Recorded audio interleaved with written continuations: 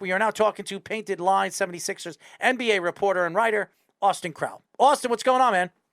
I believe it was Chris Paul, actually. No, it was both of them. Chris Paul and Steph Curry. Yeah, it was both of them. We went back and forth with Steph Curry. And I also had another guest, an analyst on the phone, where he loves Steph Curry, and he went back and forth with me on Steph Curry. Anybody that knows me and listens to this show knows I have a dislike for Steph Curry because I think he ruined the game. I think that Golden State Warriors team has ruined the game, not for the better, but for the worse. But how are you doing since the last time we talked to you and the COVID situation? Everything's going well on my end. It's certainly an interesting time. Get to cover one of the more mercurial players in the NBA, and James Harden. And the whole situation in Brooklyn is happening. So yeah, it's everything is as calm as can be on my end. So why don't we get into the whole James Harden situation, and obviously getting traded at the trade deadline to the 76ers for Ben Simmons. The Nets absolutely bombed on the whole James Harden trade. They gave up their future. They thought that these three guys were going to win multiple championships. It looks like that team is just completely breaking apart. And James Harden was offered a 2-year, $80 million contract. Yesterday, he opted out and not taking that contract. He is now an unrestricted free agent.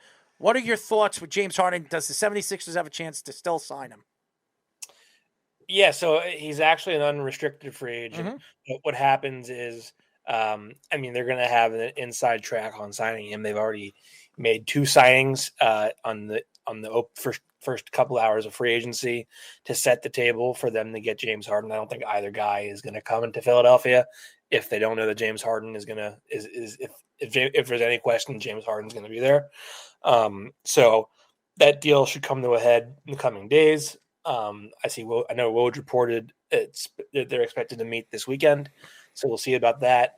But yeah, it's shaping up to be a really good offseason so far for the Sixers. They've gotten better on multiple fronts. So do you see something because of the way James Harden has been? He's been forcing his way out of Houston, then forcing his way out of Brooklyn. Do you see something where maybe the Sixers have to be careful with that kind of deal and either give him a shorter contract, or if he does get a longer contract, something with an opt-out or some other incentives? So I think the expectation is that he's going to get a 3-year deal. No one knows the exact number yet, but it looks like it's going to be somewhere around like $110 million. I've done the calculations on my own for my own salary sheet. I think it's like looking at it on the high side, like $120 million, the low side about $113 million. So he's doing what is the noble thing. He's taking less money, acknowledging, hey, I'm not the player that I once was. I'm not the player that is worthy of $200 million. He's leaving $150 million on the table. It sounds like, to stay in Philadelphia, get some reinforcements around the core, and go.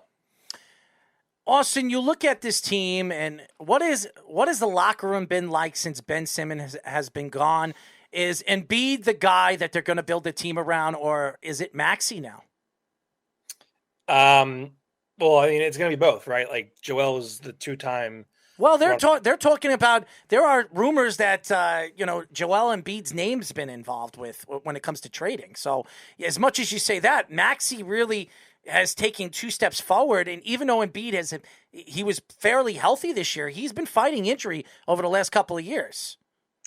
Yeah, I think any kind of rumors of him involved in trades is strictly just people creating fake trade scenarios or speculation or what have you. Joel's the face of the franchise, and that they're building around him. He said he wanted PJ Tucker in Philly, or he wanted someone like a PJ Tucker in Philly after the loss to the Heat in the second round. They went and they got Tucker. So I think that the idea is the core is Joel, it's Tyrese Maxey, it's James Harden, and then if there's another, if it's Tobias Harris or somebody else, but I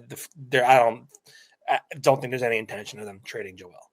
So a lot of it's been made about trying to pay Maxey now in his 3rd year rather than when his price could go up later on as one of the better young point guards in the league, because we were discussing it even on Tuesday's show. There's not a lot of great point guards in the league right now, so they might have to pay him more. Do you think they'll do that now? And would you do that now if you were Daryl Morey?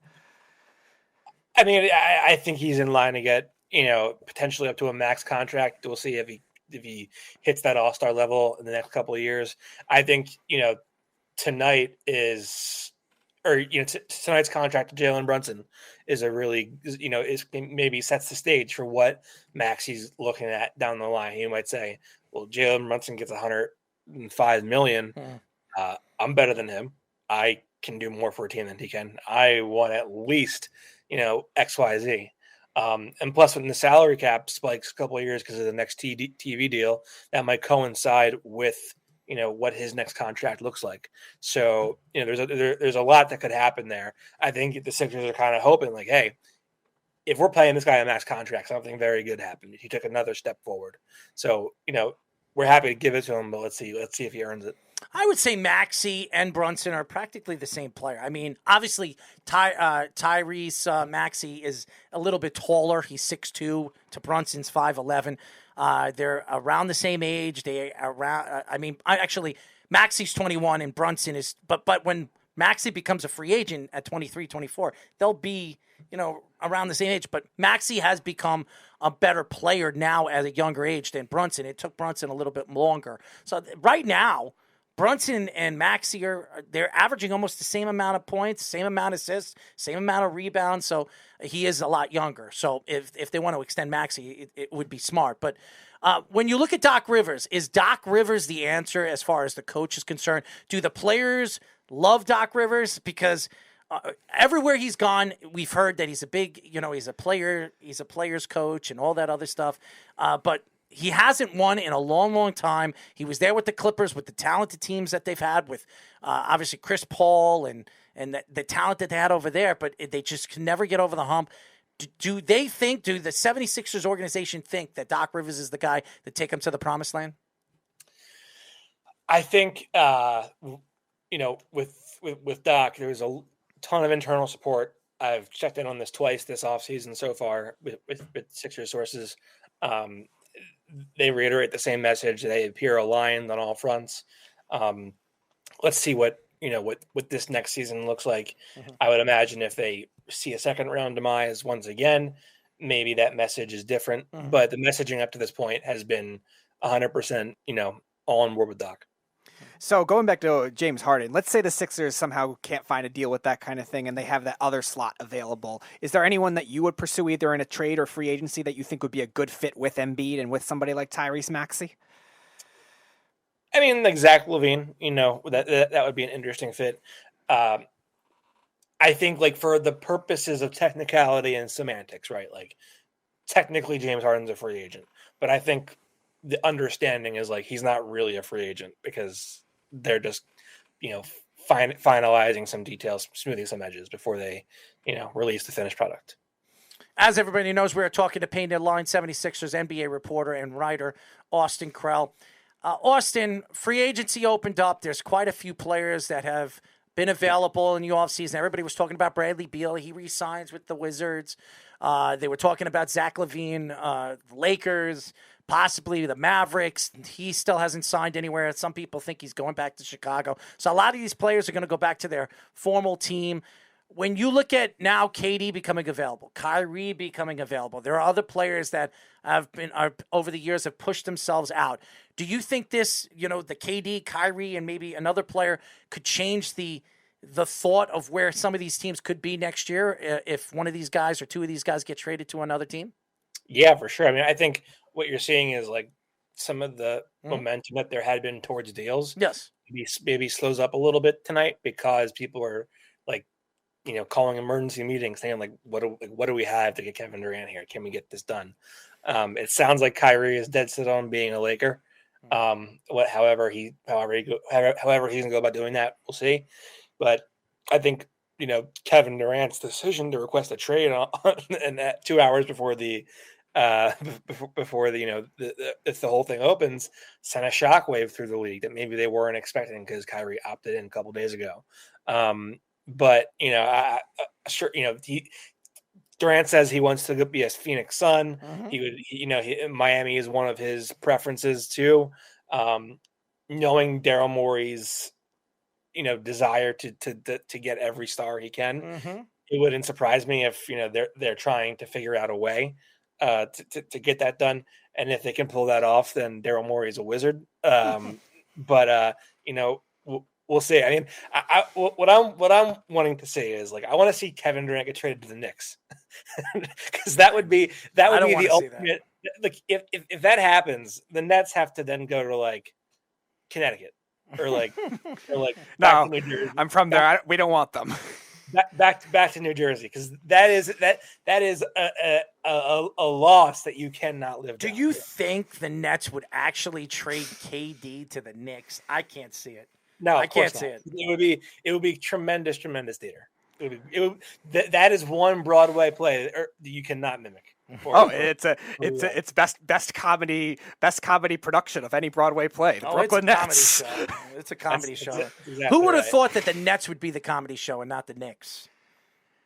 Well, I mean, I think this is a good exercise, and like, this is the downside of the player empowerment era, where you have a guy like Kevin Durant who is a superstar, has the keys to everything, and when guys create rosters and that they don't work out, they don't result in championships, guys get itchy, they want to move on. One guy cracks and then the whole thing breaks.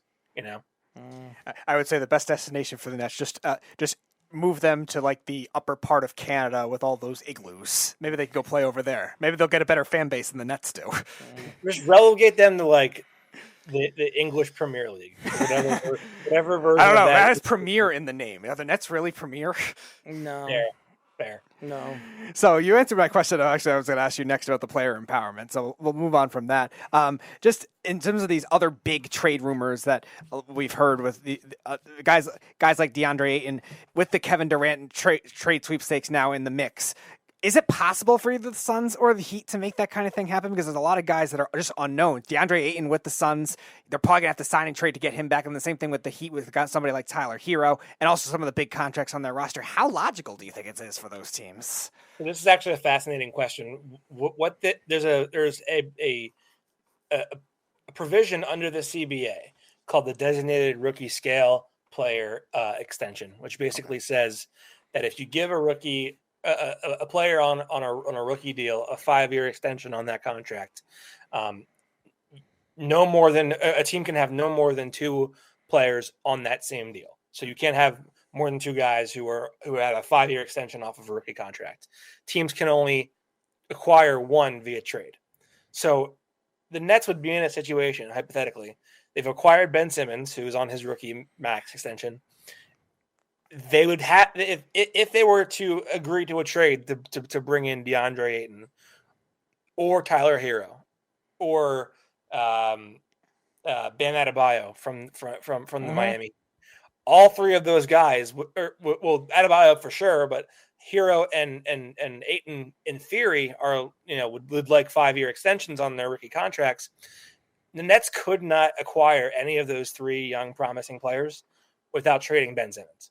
So they have an exceptional amount of maneuvering left to do before this thing is all settled. That's why I don't think KD's going anywhere, because I think they're going to eventually sit down with KD. They're going to sit down with Kyrie, and they're going to say, we're going to have a full year with Ben. Ben's going to be healthy. We'll have all 3 of you guys. We'll add some pieces around you. You have a better chance of playing with one another than going to LA and playing with LeBron, or you going I don't know if there's available the Pelicans or somebody like that where you can win with one of those teams. So I think I actually think that one of the first phone calls that Brooklyn should make is like Toronto or New Orleans, because let's say Sean Marks, the GM of the Nets, who's going to be fired after this year. My understanding is that part of why Kevin Durant wants out is that he does not like Sean Marks. So he says, let's talk about Zion Williamson, and maybe that's something that the Pelicans do, because a core of Kevin Durant, CJ McCollum, and Brendan Ingram, you're in the conversation for the championship right there. Or I call Toronto. I say Scotty Barnes, OG Anunoby, some other stuff, whatever, and they're back in the conversation for a title. So I mean, I think there are options out there, but I think that for the purposes of getting Kevin Durant to his top 2 choices, from what it sounds like, there is quite a bit of work to do because you got to trade Ben Simmons as well, who, by the way, you might argue has absolutely no trade value, right?